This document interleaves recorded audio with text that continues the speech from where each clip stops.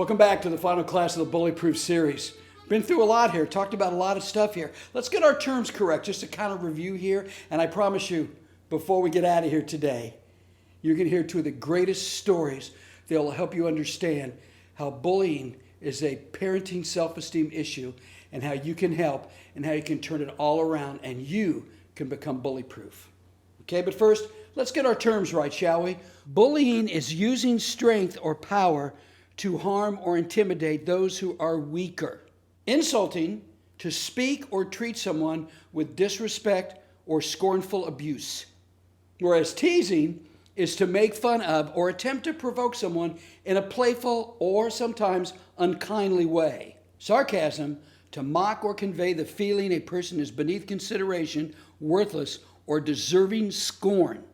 And remember, sarcasm comes from the Greek word sarkazent, to tear flesh. This first story I'm going to tell you includes all four of those. I have five up, but it's only four. It's about a young man, 17 years old. Him and his mom moved to Northern California. He went to his school, and after the second week there, he came home and told his mom, I don't want to go back to school anymore. Let's move. I don't want to do. Why? Well, the guys are calling me names. What are they doing? Well, they're making fun of me being Jewish. They're insulting me. They're ganging up on me. All four of those they're doing to him. And he said, she said, how about if I go talk to the principal? Because we're not moving. We just moved here. And he said, no, I don't want to do that. She goes, well, let's be creative here.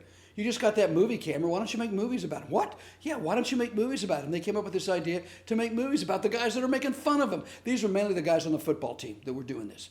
And so he started making little movies about him and little clips that he would show them periodically. And at the end of the year, senior week, he showed the film, big hit. Everybody loved it. The head of the bullying group, if you will, the football team guys came up to him and said, sir, we're sorry that we made fun of you and did all that. Will you please accept our apology? And the guy said, did you like the movie? He goes, we love the movie. He said, I'll get you copies of it.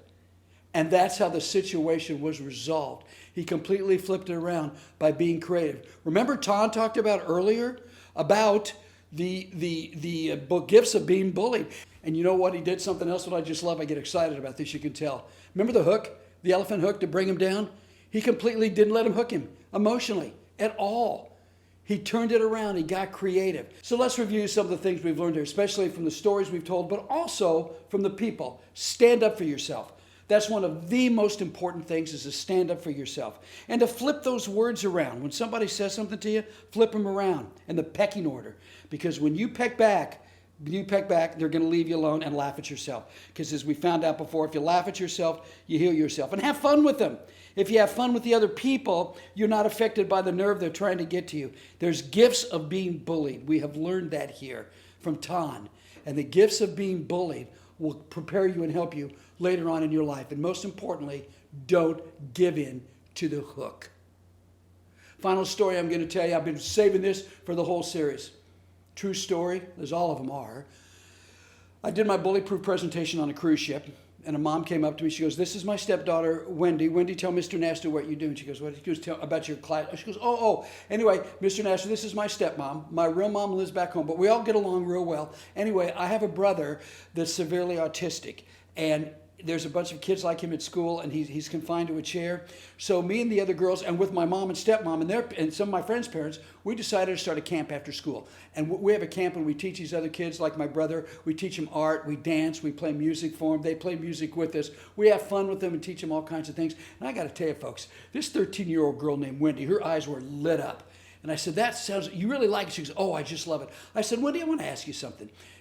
I said, because you're tall for your age, and you have real thin hair, and you have Coke bottle glasses, thick Coke, and I just wonder, do people, and you had braces, do people make fun of you at school? And she very naively and innocently said, what do you mean? I mean, because of all those things I just said, do people make fun of you, tease you, or bully you, or insult you?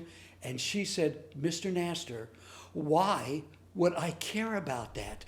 I'm too busy having fun and helping my brother and his friends after school to worry about people that insult me or to make fun of me. And there it is. I can't tell you anything better than just that stand up for yourself, but also help people. Go out and concentrate on the people that you can help, and use that gift that you have inside of you to go help other people, and don't worry about the other people. That's it, isn't it? Boy, I sure hope you learned something in this BullyProof series. Things that you can really use and implement and help other people with.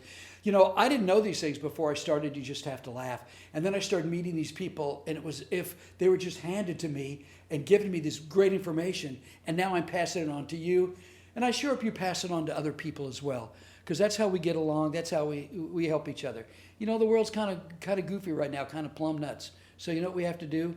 We have to stay amused while the world is bemused, and stand up to those people that attempt to hook us, and instead of hurt them, flip it around like that 17-year-old kid was. By the way, you know who that 17-year-old kid was that did that at the school?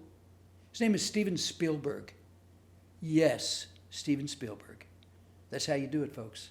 Stay amused while the world is bemused. Keep laughing.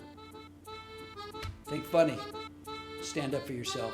Don't let them hook you, whatever you do.